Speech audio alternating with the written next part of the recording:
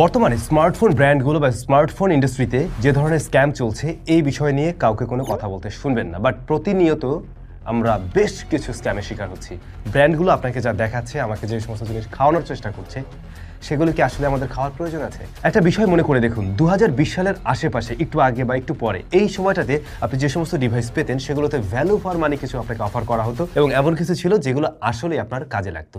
হ্যাঁ, এরপরে দাম টাম বেড়ে গেছে, আমরা জানি কোভিডের কারণে অনেক কিছুর শর্টেজ মানে চিপসেটের শর্টেজ বা অনেক বিষয় নিয়ে দাম কিছুটা বেড়েছে। বাট রাইট নাও 2025 সালের শেষ সময় অথবা বলতে পারেন 26 সালের শুরুতে এসে আপনাকে আমাকে এমন কিছু জিনিস দেখানো হচ্ছে, এমন হাইপ ক্রিয়েট করা হচ্ছে, যে সমস্ত জিনিস দেখে আপনি আমি যখন কিনছি আদতে আমি জিতছি না, বরং ঠকছি, এবং আপনার মনে হচ্ছে না এগুলোই ঠিক, আমাকে ব্র্যান্ড এটা বোঝাচ্ছে, ব্লা ব্লা ব্লা, আমি সেভাবে কেনার চিন্তা ভাবনা করছি। নো, আজকের ভিডিওতে আমরা মিনিমাম 10টা স্ক্যামের কাহিনী আপনাদেরকে শোনাবো, যেগুলো প্রতিনিয়তই ব্র্যান্ডগুলো আপনার আমার সাথে করে চলছে এবং সেগুলোর বা এভাবে বলা যায় এবং সেই শালামুলা দেখেই আমি ওর পিছনে ছুটছি। ফার্স্ট অফ অল, এখনকার দিনের অনেক ব্র্যান্ডকেই দেখবেন তারা ক্লেম করে আমাদের এই ডিভাইসে আপনি 5 বছরের ফ্লুয়েন্সি প্রোটেকশন পাবেন।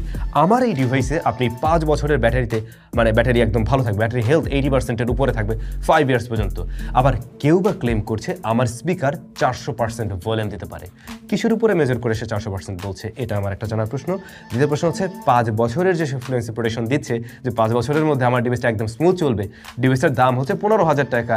ইভেন তারা কোনো ক্লেমেই করতে পারছে না যে ওই ফোনটাতে সে আপডেট কয়টা দিবে, হয়তো মেজর আপডেটের ব্যাপারে কোনো কিছু নাই, একটাও দিবে না। ওদিকে 5 বছরের ফ্লুয়েন্সি প্রোটেকশন দিয়ে রাখছে। আই ডোন্ট নো যে 3 ইয়ার্স আফটার 4 ইয়ার্স ওই ফোনের সাথে ওই সময়কার যে অ্যাপ্লিকেশনগুলো সেগুলো কীভাবে সিঙ্ক করবে এবং কী করে ফ্লুয়েন্সি প্রোটেকশন দেবে, এটা কোনোভাবে মেক সেন্স করে?